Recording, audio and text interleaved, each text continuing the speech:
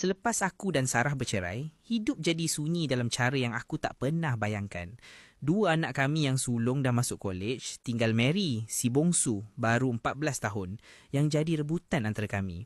Aku nak hak penjagaan bersama, tapi Sarah nak semuanya. Akhirnya mahkamah putuskan Mary tinggal dengan Sarah hari biasa dan dengan aku setiap hujung minggu. Aku tak kisah, aku cuma nak terus jadi ayah dalam hidup dia.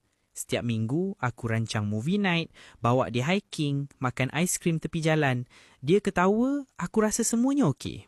Aku tak pernah buruk-burukkan Sarah depan dia sebab aku tak nak dia tersepit. Aku cuma nak dia tahu, walau apa pun jadi antara aku dan mamanya, kasih sayang aku pada dia tak berubah. Tapi, aku silap.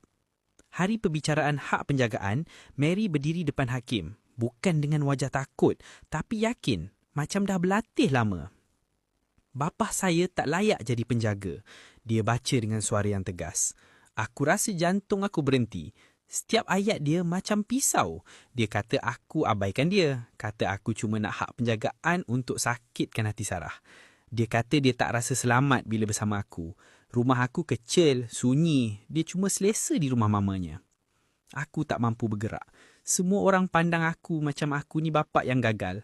Sarah tak kata apa pun. Dia cuma senyum kecil. Tapi senyum tu cukup untuk buat aku rasa kalah. Lepas perbicaraan, aku cuba kejar Mary. Boleh tak kita bercakap kejap? Aku tanya. Dia toleh sekejap.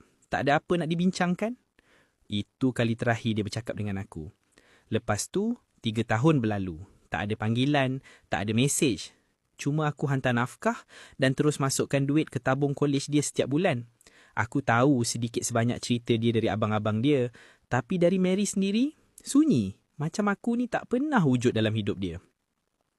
Sampai satu malam, 3 tahun kemudian, telefon aku berbunyi. Nama dia terpampang. Mary! Suara dia serak dan bergetar. Ayah, Mama halau saya. Saya tak ada tempat nak pergi. Saya tak tahu nak telefon siapa lagi.